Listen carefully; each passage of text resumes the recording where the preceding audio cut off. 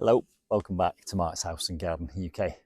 To my left, just to your right of screen, is my wildflower mound, which I created for pollinating insects like butterflies and bees. And I'm going to do a big reveal in a moment and show you that wildflower mound. But before I do that, I wanted to just give you a bit of a background, because this video will also be an update to an original video where I constructed a subterranean hedgehog house. So buried beneath the mound of wildflowers, which you're about to see, is a hedgehog house. And that house is for the hedgehogs to either nest in and breed in, or to hibernate in.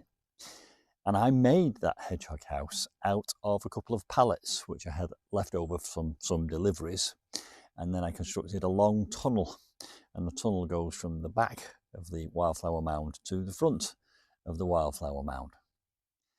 And the purpose of the tunnel, of course, is so that the hedgehogs can come in and out on either side. And I do know that I've got hedgehogs in my garden because I've filmed them, and I'll put a link to my hedgehog video in the description box below this video. So then, once I constructed the hedgehog nesting house and the tunnel, I placed some bricks around it for security, and I also placed some roofing felt over the top to keep it dry. I did have to make a little latch or hatch in the roof so that I could open it up and clean it if I wanted to. And then I covered it in a mound of earth. At this stage, I just had a bare mound of earth, onto which I scattered 2 boxes of wildflower seeds, which were designed and put together for pollinating insects. That was about 4 months ago. And we had a very, very dry spell, and then a very, very wet spell. And now we've got a beautiful mound of flowers. I've not seen any evidence of hedgehogs going in and out of the hedgehog house yet. But we do at least have a beautiful mound of flowers, which I will reveal to you in 3 seconds. 1, 2, 3. So here is the entrance to the hedgehog house. There's a tunnel, and hopefully you can see the tunnel going through, and the other entrance to the tunnel on the other side of the mound. And I will now pull back and pan out so that you get a full view of this wonderful mound of earth, which is now covered in wildflowers.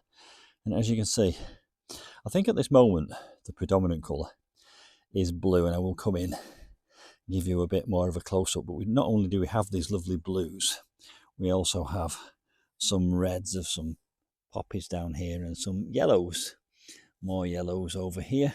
I did actually leave some nettles around the base of the mound, and some dock plants, because they're native wildflowers in the UK. So beautiful. Some whites here, look, a little white flower there. I have to say, I don't know the names of these flowers, and nor am I particularly bothered. I just know that the effect is quite wonderful. I've just seen atop one of the flowers here a little ladybird. Can you see that there where my finger is? There's a ladybird, and there's a honeybee on, I think, what is a cornflower.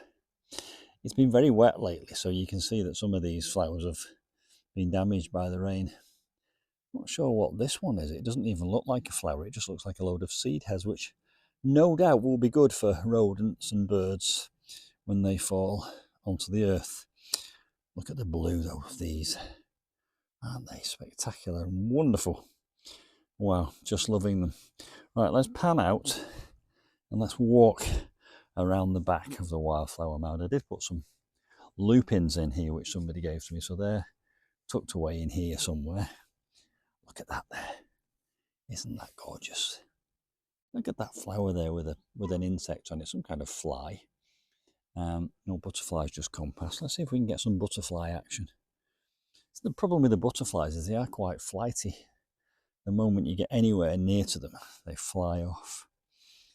Right, there's some nettles, which are deliberately left in. Nettles are good for butterflies. Right, and at the back here, we have the other entrance tucked away. Look, down there, dressed with stone, like a little hedgehog mansion. And hedgehogs can go into there and emerge in the distance.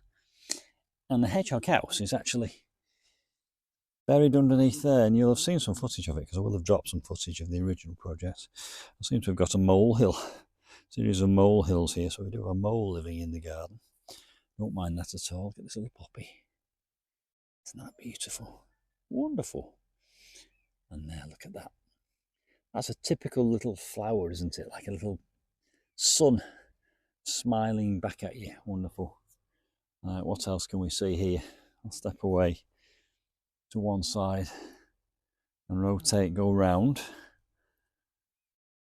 These are the seeds of the dock, which look a little bit like millets. Do you remember when I had a budgie when I was a child and we used to buy these millets, and they are the seeds of the dock.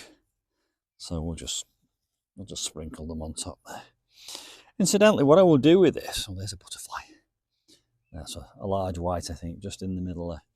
Can you see?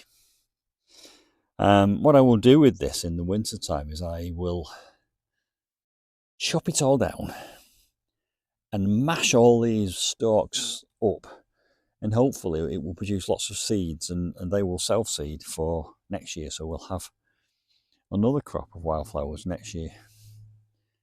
Now, what is that? I don't actually remember putting that in, but it looks like a proper plant of some description. I've no idea what that is, but it's certainly very interesting. I don't know, it's almost like a bottle brush plant. Some of these have fallen down in the rain, look. We had some very severe rain.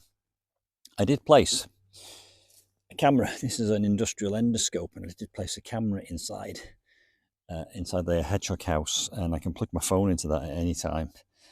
But obviously, I've not seen anything yet, and had I seen anything, of course, I would be talking about it now, but I've not seen any hedgehogs inside there yet. Maybe they'll come in the winter to hibernate. Very delicate. Well, there's another ladybird. Look. They're down there. Ladybirds are good because the larvae eat aphids. Quite a predominant blue colour all around here. There's another honeybee, and there's some kind of fly. It's not a blue bottle, but it's certainly some kind of fly.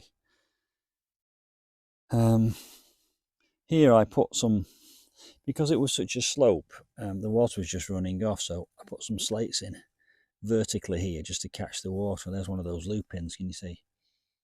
And down there is another ladybird where my thumb is. Love it. Now, you won't be able to hear this, but I can hear it. There's a cricket here somewhere, rubbing its legs together, making that crickety vibrating noise. Right, so there we go. Let's just do one more. Oh, what's that there? Look, that looks as if it's about to be something.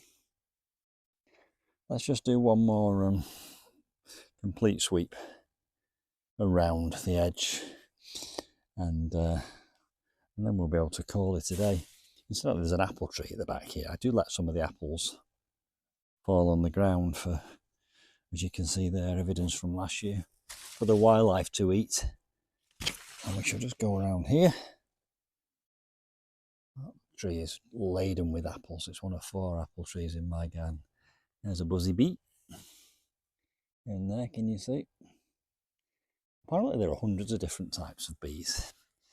And the exciting news, if I've still got your attention, if you're still watching this, is that I may be getting 2 beehives in the near future. A friend of mine in London, Tamir, is about to go back to his homeland, Mongolia, and he has 2 beehives, and he's asked me if I will take them on.